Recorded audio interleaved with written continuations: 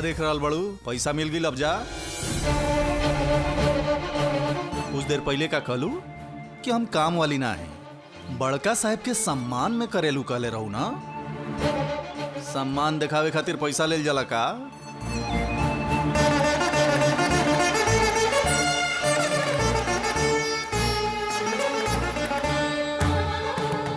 पैसा लेके काम करे वाला के काम वाला ही कहल जाला ना। तो हूँ काम वाली ही आओ। तू लक्ष्मी तारा में कौनो फर्क नहीं है।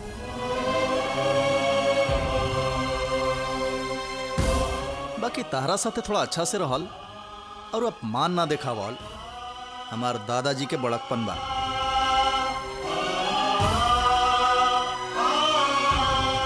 बस इतने भर से घर के सदस्य हो गए का कि उल्टा हमनिए पर राज चला रहल बड़ू।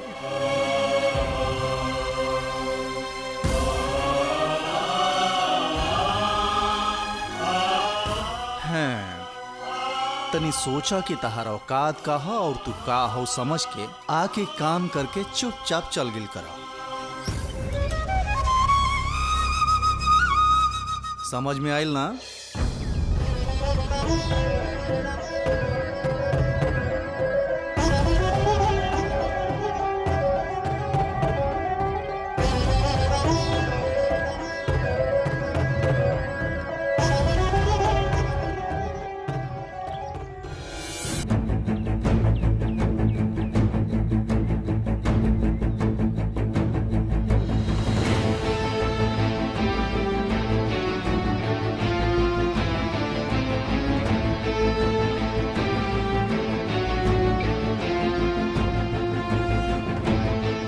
देखो, ये तरफ गंगा नदी, वो तरफ हाईवे और ये बीच में बने वाला राजधानी है। केहू के बताइए मत।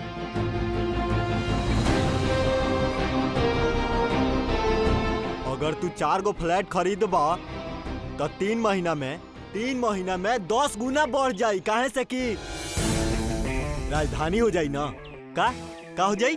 राजधानी हो जाई। हाँ, राजधानी हो जाई। राजधानी हाँ, ई रोड के बगल में बा ना। एकर लागत तो बहुत ज्यादा बा, लेकिन हम रउआ के बहुत कम में दिवावत बानी। काहे से कि रउआ लोग अपना गांव के है ना। एमे इंस्टॉलमेंट ऑफर भी बा। यही से तो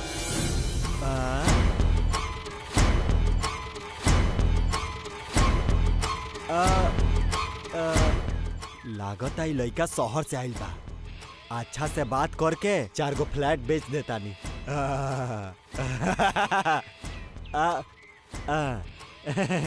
का बाबू, एगो बढ़िया प्लान बा।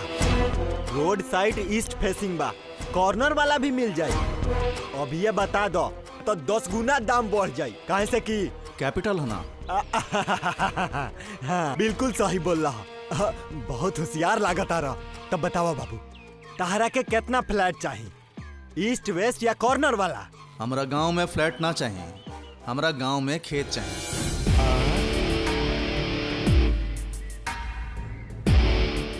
तहरा गांव के खेत चाहिए का? ये पूरा गांव कितना एकड़ होगी? हेलो, देखा लोगे ई का कहता। ई लड़का पूछता पूरा गांव के खेत कितना एकड़ होई। कहीं पागल तो नहीं हो गई? काहे से कि इतना जोर से बात मत करा भाई, ये ईश्वर प्रसाद के पोता हमें। हाँ, सचो? हाँ, तो फिर पहले काहे ना बताइला? अब बताई बाबू कि कहाँ चाहिए, कितना चाहिए? हम खाली फ्लैट ही ना, खेत भी बेचीला बाबू। काहे से कि हमरा साथे आवा, बताओ तनी।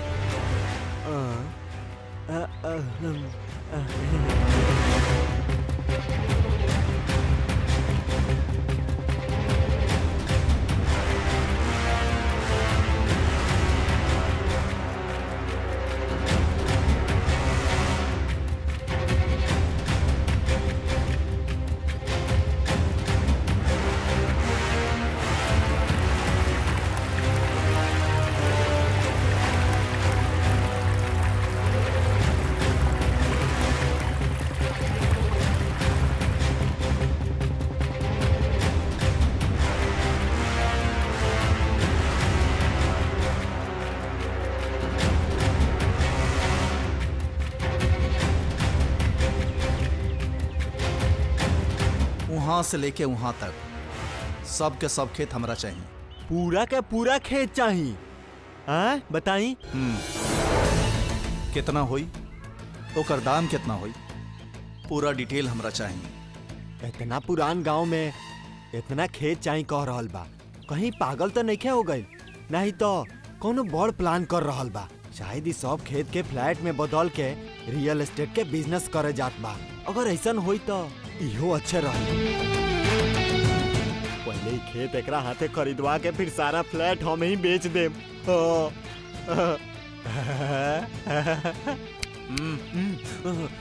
भाई कुल कितना होई? बाबू कितना एकड़ होई, ओकर दाम कितना होई? इतना खेत के एस्टिमेट बनावे में थोड़ा टाइम लागी। हम कहता नहीं कि हमरा एक्सप्लेनेशन ना चाहिए, जल्दी से एस्टिमेट बना के तहार फीस कितना बा इहो बताओ। पैसा के बात नहीं है बाबू, रउआ हमरा के काम दे देनी, हमरा ई काम करे में बहुत खुशी हुई। लेकिन बेटा हम कहता नहीं, एहमे से आधा से ज्यादा खेत रउआ दादाजी के ही है, बाकी सब भी खेत मिला के तहार का करे के प्लान बा? एकर का करब जान के का करब? तू अपन पैसा से मतलब रख, समझ गिला ना?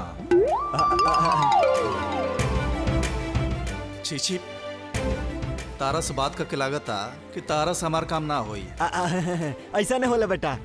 थैंक यू बेटा। What man? Idiot. बाबू हम उठाओता नहीं।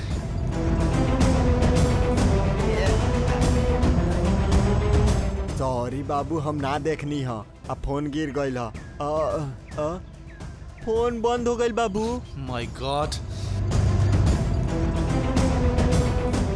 What the hell? It's not working, man. घबरा मत बेटा, अभी ये हम यहाँ के मंडल के हेड क्वार्टर जा रहल बानी, ठीक करवा के दे दे। Okay. संभार के, important data बा। रउआ फोन के कोनो दिक्कत ना होई। एगो काम करा, ई लो, ई विजिटिंग कार्ड हमार ह, रख लो।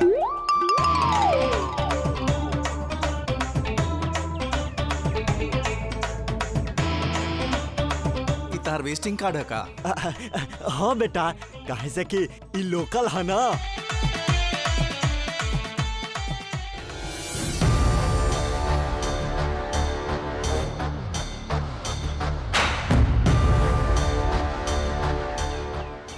लुका पता ना वो घर में ऐसन का बा, डालू तो आवे न करेलू,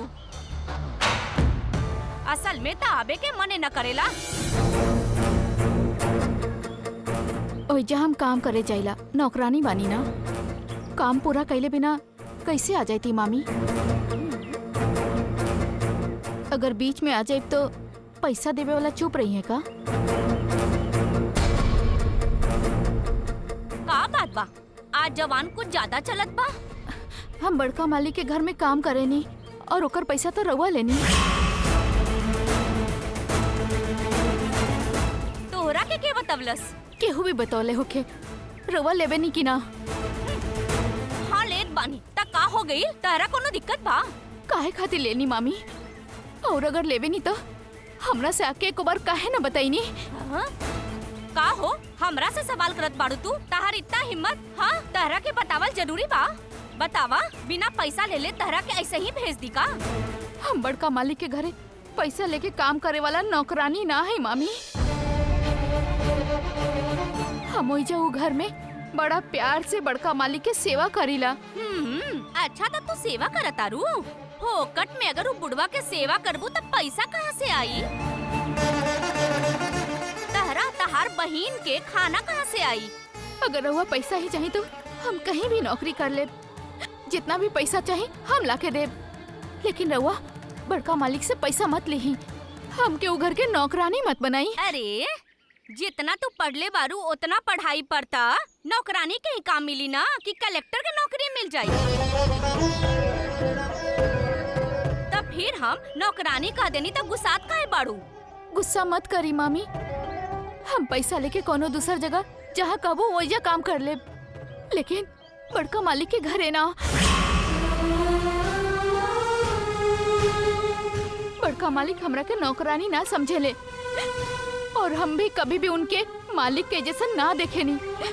जौन भी कैले बानी प्यार से कैले बानी, सम्मान से कैले बानी,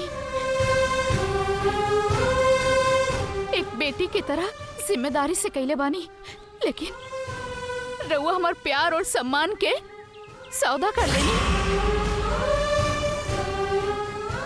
अब बड़का मालिक के पास हम ऐसे ना जा सकीला मामी। हंसी मजाक कुछ भी ना कर सकीला हम। पैसा लेके बहुत बड़ा गलती कैनी मामी।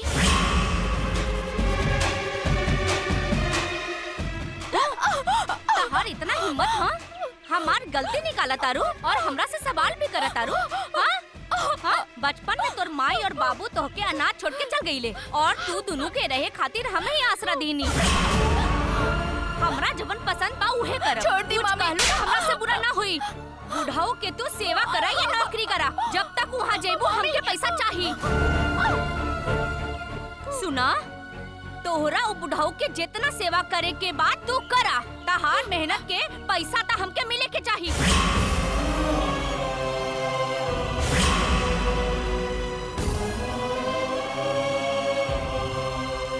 नहीं तो उ घर में पैर मत रखी हा। हम तारा के कहीं भी काम पर लगाई।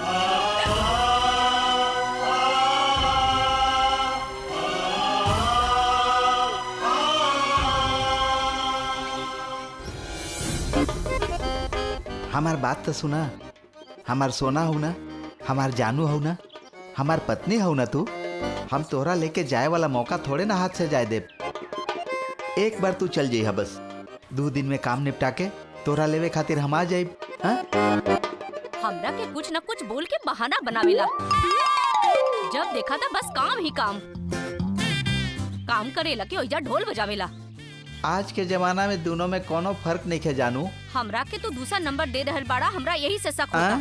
हाँ? हमार जिंदगी में एके गो काम बा। यहाँ हम एगो बीवी के संभाल नहीं पावत और दूसर की बीवी हमरा मरे के बाका। तू बेकार में शक करत बाड़ू जानू। तब तू गाँव काहे खातिर जा रहल बाड़ा? बाप रे। ठीक बा सुना, तू शक करत बाड़ू यही से बतावत बानी। हम जौन तोहरा से बताइब ना, तू केहू और से मत कहिया। आप हमार मैडम के गांव बा महेंद्रपुर। वो अपन ससुर से झगड़ा करके बहुत दिन से गांव छोड़ देले बाड़ी। लेकिन वहाँ के बात पता लगावे खातिर चुपके से एगो जासूस के जैसन कबो कबो हमरा वहाँ भेजेली। और अभियो एगो सीक्रेट जानकारी लेवे खातिर भेजत बाड़ी। का हा वो सीक्रेट? सीक्रेट के मतलब होखेला केहू से ना बतावे वाली बात। सुना, दीवार के भी कान होखेला जाने लू ना। हम आके वहाँ सब कुछ बता देब ना। वैसे हमार मैडम के हमरा पर कितना विश्वास बा जाने लू ना। आपन घर में केहू से ना बताइए, वो हमरा से बतावेली। अगर हम उनका ई काम कर देब ना तो हमार प्रमोशन भी हो जाई और वेतन भी बढ़ जाई। तू 2 बार अपन मायके जाके आ सकत बाड़ू जानू। तू हमार सोना हो ना, सिर्फ एक बार जाके आ जा। देखा समय नहीं किया, अभी रखत बानी। हाँ चलो ठीक बा, रखा।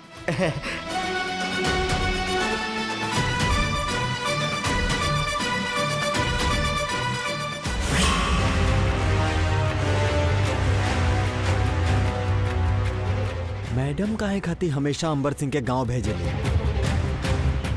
कभी कभी गांव भेजेली ऐसन कह रहल बा। वहाँ के बाद मैडम के पता लगावे के हुई। मतलब राहुल के गैला के बाद भी पता चल गल का? राहुल के ऊपर शक कर तरीका। पहले राहुल के फोन करते।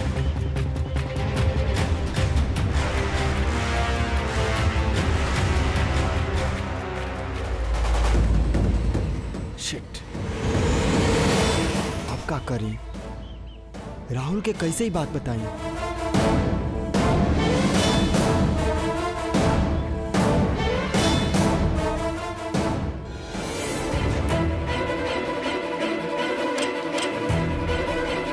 अरे कहा ये अंदर से दरवाजा काहे बंद कइले बाड़ी?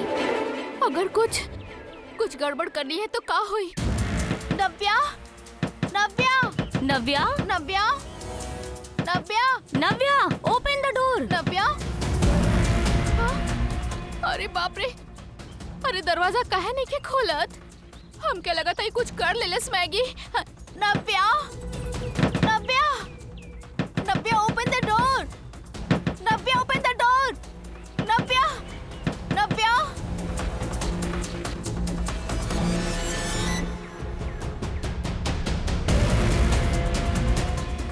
हाँ, thank God you are safe. इतना देर से दरवाजा ना खोलत रहो ना, हमके टेंशन हो गई रहे। मैडम डटली है तो ऐसे दुखी बाड़ू का? मैडम के बारे में तहरा सब पता बा नव्या, फिर तू दुखी का होता रू? बेचारी मैडम चाहली कि तू पढ़ लिख के नंबर 1 बन जा, लेकिन सब लोग हमरा जैसे नंबर 1 तो ना हो सकेले ना। मैडम की बात समझ में ना आवेला। अब हम का करी तू है बतावा नव्या। हाँ दुखी मत होकर तू। इतना रोले बाड़ी कि बिस्तर फेंक जाए। देख देख के लिखे खातिर कहले रहनी, शायद उहे करत बाड़ी।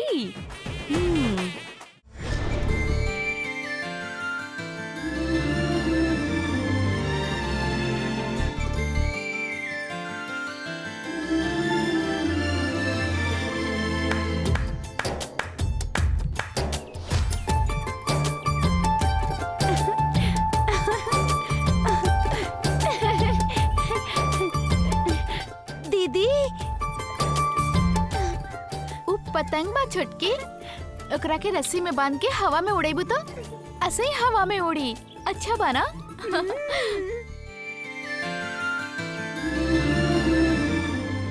छोटकी रुका ना, छोटकी तो के बाहर ना जाए के चाहिए।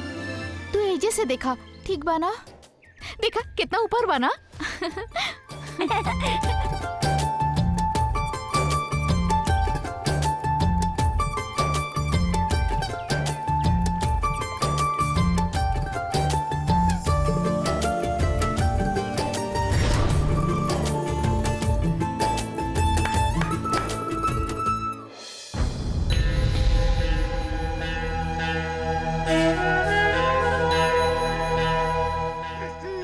दीदी हमके रू चाहे। मत रो छटकी, तके पतंग चाहिए ना, बस इतना बात है ना। उ लोग चल गेले तो का भाई, हम उड़ा के दिखावत तनी। हाँ ऐसे रुका।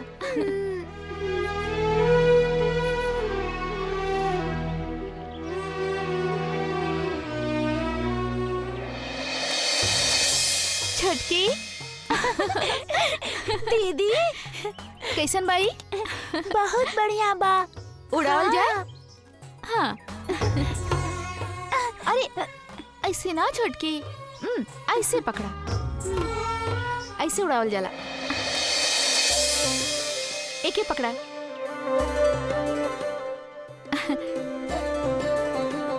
एक ऐसे पकड़ के ऐसे उड़ावल जाला।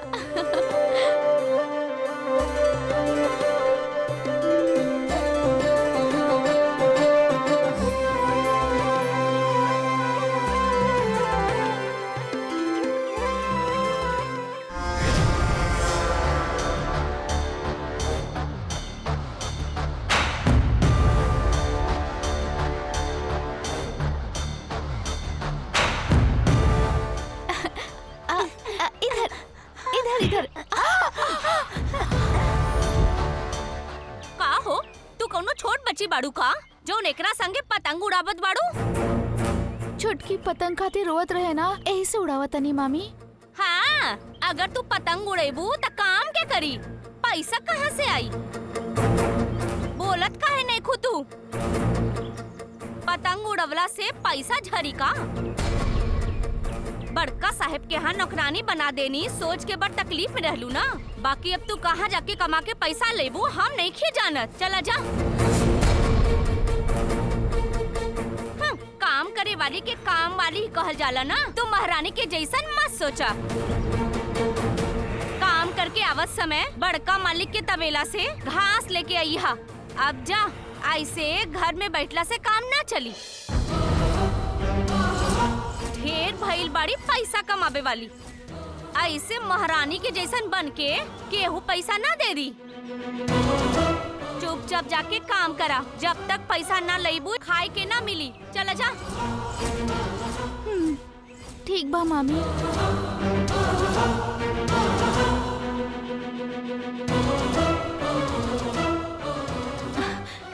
ठीक बा छोटी, अब ई सब रहे दा। हमके बड़का मालिक के घर जाए के बा। हम आई फिर उड़ाई, ठीक बा? हमार प्यारी छुटकी।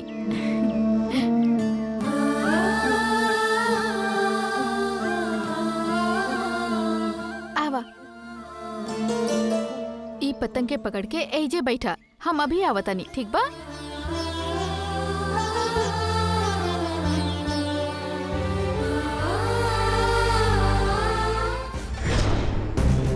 मैडम की डटला पे बुरा लगल का? शादी करके भेज दिए कहले रही ना वो। नियम के अनुसार तोहरा के घर से बाहर निकाले के बा, लेकिन बेटी बाड़ू ना, बाहर निकाल भी ना सकीला। शादी करवा के भेज दे। कम उम्र में शादी के नाम से डर लगेला ना। मायका छोड़ के जैसे दुख तो होला, पर जाए के पड़ेला। एमे तो कुछ नहीं कर सकत। पढ़ाई करे चाहे मत करा, बाकी तार शादी जरूर होखी। सबके करे के पड़ेला नव्या। दीदी, नव्या इतना भी ज्यादा दुखी नहीं थी जे तू एकरा बारे में इतना सोचा तारू। नव्या, नव्या, नव्या, नव्या, कहाँ जाता रू? ये कहा मैगी? बेचारी नव्या आज इतना दुखी हो रहल बिया और तू कुछ ना कहा तारू। देखा कितना दुखी होके जा रहल बिया। नव्या,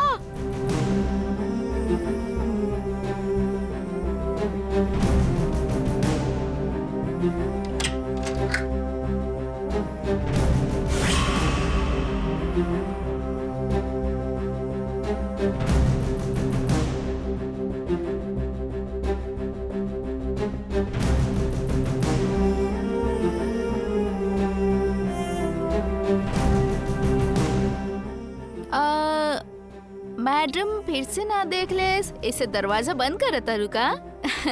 देख लो ना मैगी, बेचारा आजकल के बच्चा लोग माँ से डरा के दरवाजा ही बंद कर दे वेले।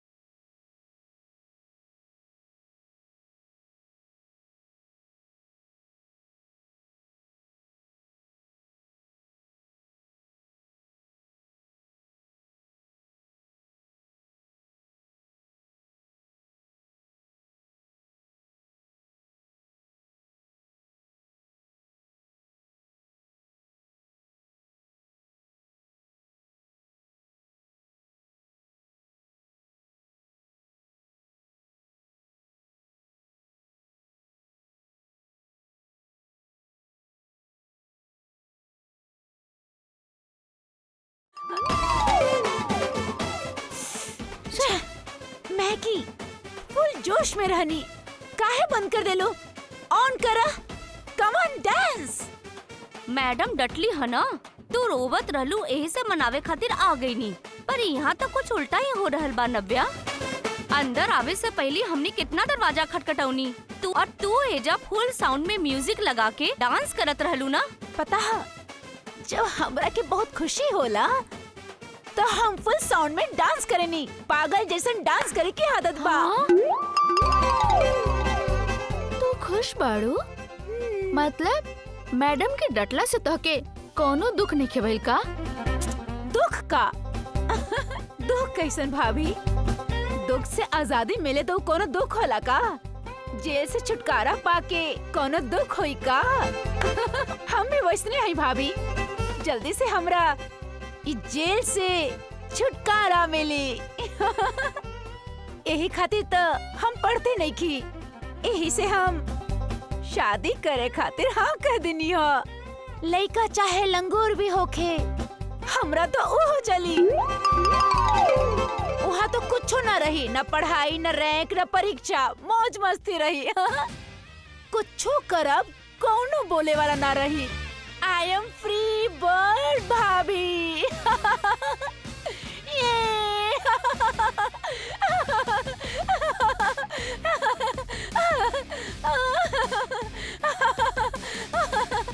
दीदी दीदी दीदी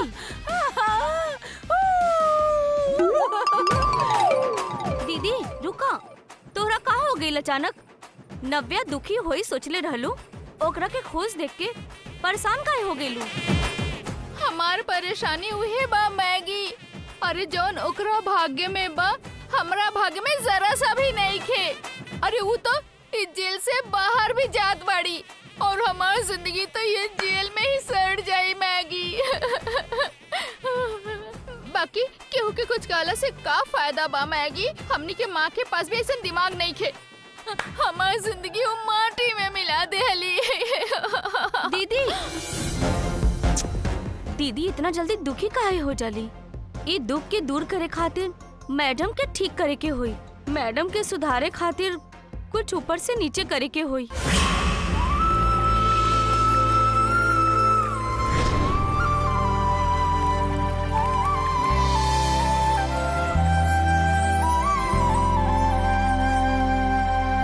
आहा कितना शांति बा यहाँ। ना ऑफिस बा न कोनो फाइल बा। मैडम के क्लास तो बिल्कुल भी नहीं खे। इस सरस्वती के आशीर्वाद से उ जेल से 4 दिन खातिर मुक्ति मिल गई बा।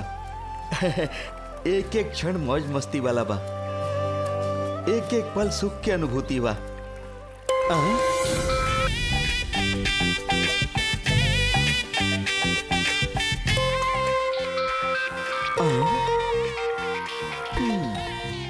अभी खुश होके के सोचत रहनी, ओकरा बाद मैडम के फोन आ गई। अब कह के खुशी का खाक के खुशी। ऐसा लागत बा हमरा पीछे सीसीटीवी कैमरा लागल बा। उनका जैसे ही पता चल जाला कि हम थोड़ा शांति से बानी तो तुरंत फोन कर देवेली। लागत बा हमार नसीबे खराब बा। Good morning madam. Good morning Ekambaram. कहाँ बाड़ा? सरस्वती के लेके अपना गांव गइल बाड़ा का? कि त्योहार में अपना पत्नी के ससुरारी लेके गइल बाड़ा? अरे रे ना मैडम, रहुआ भेजले बानी, ओइजे आइल बानी। सरस्वती के लेवे खातिर आइल बानी मैडम। का पता, हम उ गांव में ना बानी सोच के ससुरारी में आराम से पापड़ वड़ा खात होक बा। सरस्वती के पास गइल बड़ा, ई झूठ भी तो बोल सकेला ना। हमरा के शक होकता। हम भगवान शंकर के तीसरा आँख से तो बच सकत बानी, लेकिन रहुआ से झूठ बोल के हम कैसे बच सकत बानी मैडम? अगर रहुआ शक बा तो हम वीडियो कॉल करत बानी। गोदावरी नदी, ओकरा बगल में घाट, सब कुछ देख सकत बानी। जरूरत नहीं खे। वहाँ के परिस्थिति का बा हमरा के बतावा। परिस्थिति का मैडम? यहाँ के वातावरण तो बहुत शांत बा मैडम। गोदावरी नदी, बगल में हरा भरा खेत, कितना सुकून दे रहल बा। मैडम रहुआ के भी एक बार आवे के चाहिए। ऑफिस और बिजनेस के टेंशन से थोड़ा आराम मिली। अच्छा आई और आके तोहरा के नदी में डुबा के मिट्टी में गाड़ दे। मैडम और न तका वहाँ के जमीन के पैर भी ना लगावे के बा, वहाँ के हवा भी ना लगे के चाहिए। तोहरा के सरस्वती के लिए आवे खातिर भेजनी हा, हमरा के वहाँ आवे खातिर कहा तारा। हमरा के ही जाए के रहता, अपना हाथ से उस सरस्वती के बॉल पकड़ के खींच के हम पूछले रहती। सॉरी मैडम, यहाँ गोदावरी के ठंडा हवा लगते ही ये छोट लॉजिक भुला गिल रहनी। मुंह बंद करा। ओई जब बसे गइल बाड़ा, हमार दिहल काम कर, तुरंत ओकरा लेके आवा ना त हमरा से बुरा तोहार जिंदगी में कोनो ना होगी, समझला? ना ना मैडम, सेकंड ऑप्शन हमरा बिल्कुल ना चाहिए। सरस्वती के लेके रहुआ लगे आवे के बा, बस इतने ना। अब देखिए, अभी नाव से उतर के गांव के अंदर जाए वाला बनी। सरस्वती के मिलते तुरंत लौट के आवत बनी। फोन रखी मैडम।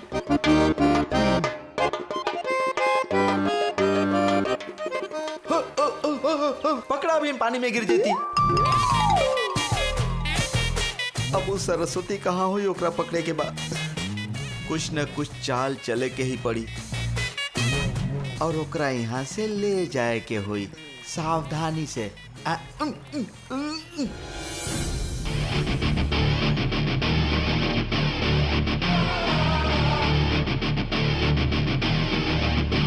रउआ से माफी मांगे आयल रहलन, पर रउआ उनकर उम्र के लिहाज भी ना कईनी और उनके अपन घर से बाहर निकाल देनी। ये सही बात है का? यह संस्कार है का?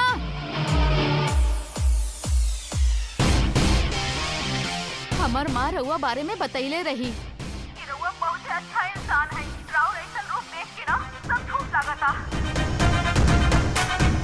हमरा खातिर इतना बात बोलत तारू का हमरा के वहाँ ले जाके मिला देबू का? हमार पति भी हमरा ना सुधर ले। ई के बिया हमरा के वहाँ ले जाए वाली? इतना साल से जौन आग दिल में जलता ओकरा के बुझावल जा सकेला का? असल में ओकरा के का परेशानी बा? हमनी के बीच में काहे आवतिया ऊ? तोहरा के सवाल करे के हक के देले बा? बाकी हमार का गलती बा? हमरा पे उंगली उठावे के अधिकार और हिम्मत केहू में भी नइखे जे हमरा पे आंख उठा के देखे। ओकर इतना हिम्मत हमर दरवाजा पे आके हमरा सामने ऊंचा आवाज में बात कइली, ये हम बर्दाश्त ना करब।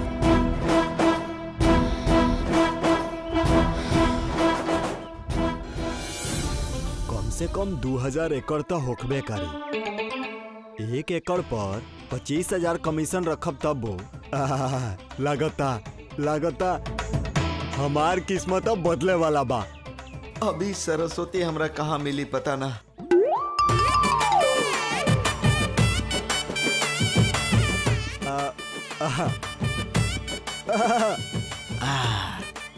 एकरा से पूछत बानी। करेक्ट। अनंत सिंह तहार दिन अब बदले वाला बा। सुनी मास्टर जी, हमारे एगो मदद करब का? हम काहे ना करब? अनंत मदद करे खातिर ही पैदा भइल बा। हमरा से जवन काम करवा लो हम कर देनी। अरे वाह, बहुत बढ़िया इंसान बानी रउआ। रउआ जैसन इंसान हर गांव में होके के चाहिए। अच्छा बोला। बाकी बोलला से पहले हमार बात सुन लो। बदला में हमरा कुछ मिले के चाहिए। तू समझ गइल ना? समझ गई। तोहरा जैसन इंसान रहे के चाहे कहनी था हम कोनो गांव में भी जाई। तोहरा जैसन इंसान हमरा जरूर मिल जाला। अब पूछा। ई गांव में सरस्वती नाम के लड़की बिया? हाँ बिया ना। अरे बाप रे, काम हो गई। वो कहाँ मिली? बताई।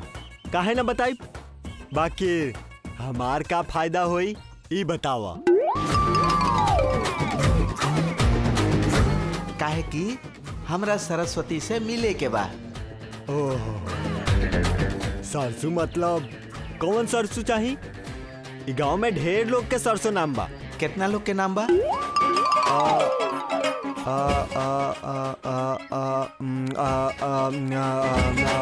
ये बहुत कमीना लागत बा। एकर बात पर विश्वास करके कोनो फायदा नहीं है। नालायक कहाँ के। शिवनाथ के पोती सरसू, हाँ, बैजनाथ के बेटी सरसू, सुंदरलाल के बहू सरसू, बड़ दांत वाली सरसू। हाँ। असल में रहुआ के कौन सरसू चाहिए ई बताई। ई सब में से कोनो ना। हमरा ना विद्या मैडम के बहू सरस्वती चाहिए। ये आखिर विद्या देवी के है और ये बात हमरे पता नहीं है। तो फिर उनकर बहू कैसे पता चली? हाँ लेकिन वो लोग ये गांव में ना रहेला ना। हाँ, तो फिर हमारा सब पैसा वापस करा। दीवार पर लागल चूना और हमरा के दियल फीस वापस ना मिलेला।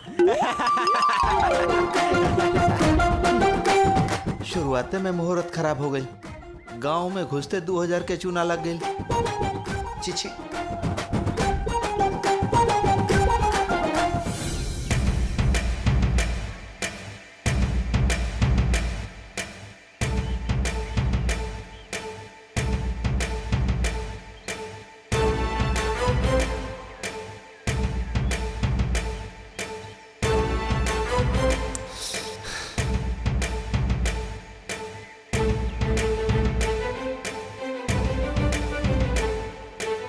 खेत के बाद में पूछब। पहले खेत कहवा बा और कितना बा ये सब पूछा तनी। फिर ओकरा बाद आराम से अपन प्रोजेक्ट के बारे में बताई।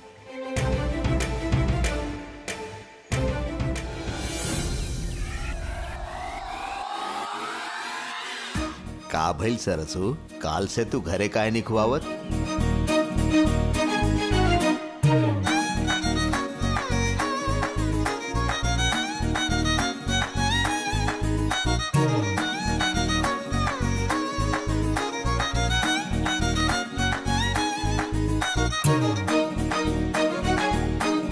का हो गेल सरसू, बात काहे नहीं करत?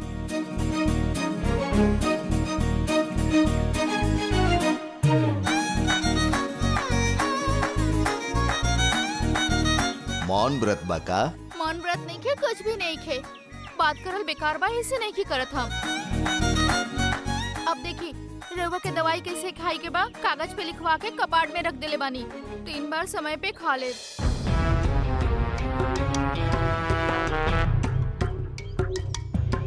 वैसे ही 3 बार अच्छा से खाना खाए के होई, समय पे सूझ जाई। अपन अच्छा से ख्याल भी रखब। ऐसे काहे समझावत बड़ू सरसू, कहीं बाहर जाए के बा का? हम कहीं भी नहीं खिजात, काल से नायब ये सोचतानी। अब अपन काम खुद कर ले। वैसे भी राउर पोता आगे बढ़े, उस सब देख ली है। चल जा, टेंशन अपने आप खत्म हो जाई। ऐसन बात काहे करत बाड़ू? अपन बड़का साहब के छोड़ के चल जेबू। अरे हम नौकरानी बानी, कितना दिन रहब घर में, हम काम छोड़ के जातानी। नौकरानी बाड़ू? तू केकर नौकरानी बाड़ू सरसू? के तोरा से ऐसन कहलस? ओकर नाम बताओ हमरा। एगो दुगो ना, सब लोग ये कहता रे। सब लोग के बात छोड़ा, के कहले बा बोला। जे तोरा ऐसे कहलस ओकरा ना छोड़ब, शूट कर देब ओकरा। कहता ना दी ना। बोला सरसू, के कहले बा?